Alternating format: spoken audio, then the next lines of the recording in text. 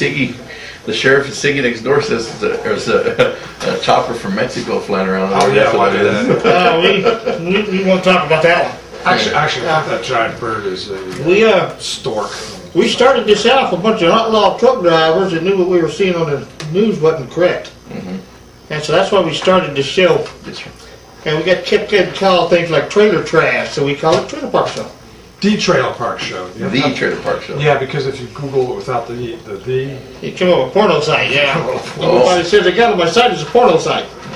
Well, anyway, sir, I appreciate you giving us this time, and your name is? My name is Pete Arredondo. I know I couldn't pronounce that. You know it's Pete's just fine. Okay, Pete, thank you, sir. Yes, sir. Anyways, you know the board is always controversial, and there's all kinds of things that get said about it down here. So I'd like to, I could ask your jail population. How much of your jail population is illegally in the country? Leaving the country, we'll average. I'd say maybe. Gosh, it's hard to say. Is there an average, or just fluctuates pretty? I mean, it fluctuates daily. It's a measurable amount, though. Yeah, because we're holding them for federal agencies for a short period of time. Yes, sir. But more than not, like if we go over there right now, we might have, 10 to 15 sometimes just 5. Oh, okay. But that's today. Yeah. 10, yes, sir. I was going to ask the funding to house these inmates. I suppose the ones you're holding for the federal is funded federally. Yes, most of it is, yes, sir. But most of them it is? Yes, sir. And there is times whenever we'll catch maybe a day or two of it where we end up having to take that. Depends on what the situation is. Webb County taxpayers? Yes, sir. It happens, huh? But a majority of it is federally funded, reimbursed. Well, I noticed on your board out there about the most wanted, some of your wanted are living in Laredo, I guess. Yes, sir. We mentioned so. Types of crimes that people here illegally will commit. Car burglary, or is there any particular kinds, or? Some of the ones that we deal with that we actually arrest are bringing over narcotics, and those are the ones that we run into decently often.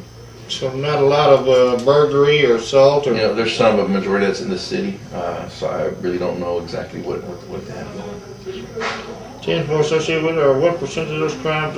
Well, okay. Could you tell us something about how working with law enforcement in Mexico works for you? Such as I mentioned, I saw the most wanted list, and one of them is in Laredo. Is there a cooperation? Yes, sir. There sure ongoing? As a matter of fact, we have had some really good cooperation. For example, last year there was a couple of girls that were reported kidnapped and were in Mexico, and the sheriff worked really well with them. Actually, the sheriff himself crossed over with them and was able to retrieve those girls. So we have a good working relationship. So it does work pretty good. Yes, sir. Has this improved over the last couple of years, and do you see it going further? Continue improvements? I think it has improved, and I see what Mexico military is trying to do. Of course, they're coming in and basically trying to fight this narcotic gang war that's going on. But for us, communications, well, whenever we call, we get assistance. Yes, sir. Yeah, are they having any success over there in fighting it? You hear they are. We don't have really actual reports or confirmations, but it sounds like it is. I will say that we haven't had to experience any of the spillover violence that people talk about. You've heard a lot about that on the news lately. Yes, sir. Yes, sir. But we know it's across the bridge and across the river, so we do our best to keep it away from here. Okay, and there's not a lot of aggravated assault or anything coming from illegals crossing here into Laredo and no, robbing people or anything like that. That's not outstanding, no, sir. No more than usual, right? No, sir. The help you get from federal and state level, Yes, sir. as we've heard so many stories about the border and how hard pressed y'all are to try and keep it up. Yes, sir. And are you receiving a sufficient amount of assistance? Yes, sir. Actually, we get millions from the federal government. And people sometimes don't know that, but I'll tell you right now, when we came into office a year and 4 months ago, patrol vehicles here are scarce, and the ones they do have are in horrible shape. So far, we've been able to obtain 10 of the first batch, and I want to say 11 off the second batch, and it's come from federal funding so far. So that's helped us a lot. The only issue is with that, there's always a positive and negative side to things, but we get a lot of overtime money for our guys to work the Homeland Security issues. The problem is we work our guys to the ground. They work their 40 hours and they come out and work all this overtime, and it kind of hurts them. What we've been lobbying for quite a while is for the federal government to actually provide personnel, and that's of course more expensive. And there is a bill now that they're going to introduce that is the first step to that, and so we're in the middle of it now. We've had a couple of meetings over it.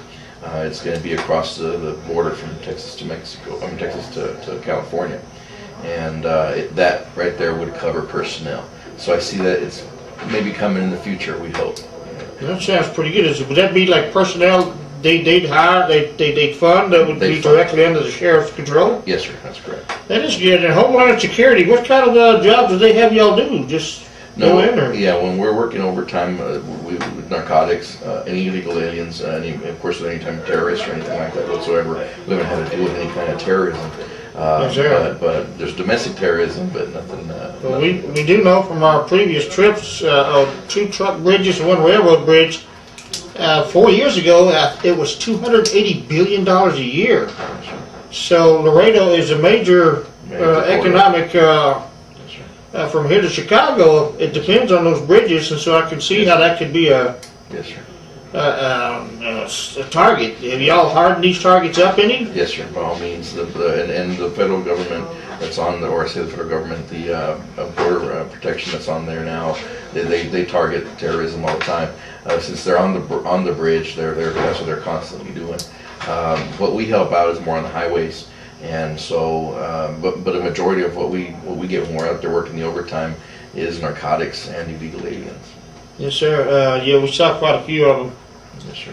I was going to ask, do y'all ever run across people that are from other OTMs, as the Border Patrol calls them? Because last time down there, he told us they catch lots of Chinese. Yes, sir. I can't recall that I've had any Chinese yet, but I know we've had southern South America type states and countries. Yes, sir. We've had some Venezuelan, several of them like that we run across. Yeah, he also told us about the growing Muslim community in Mexico. I guess that's not a real serious threat except for Homeland Security to keep an eye on. They definitely need to do that. That's probably a little beyond the sheriff's realm of responsibility, yes, I suppose. Yeah, but that's what we look for either way when we're doing it overtime. So you're satisfied federal level? That's quite a story. You're getting lots of... Well, we get a lot of grants, federal grants, yes, sir, and also from the Governor's Division of Emergency Management from the state of Texas. So we get assistance. By all means, we need more, but we sure appreciate what we're getting, because if we weren't, we'd still have those same old cars. We still have some, but we're going to weed them out little bit. Yes, sir. Yes, sir. And we saw some up on the highway coming into town. Yes, sir.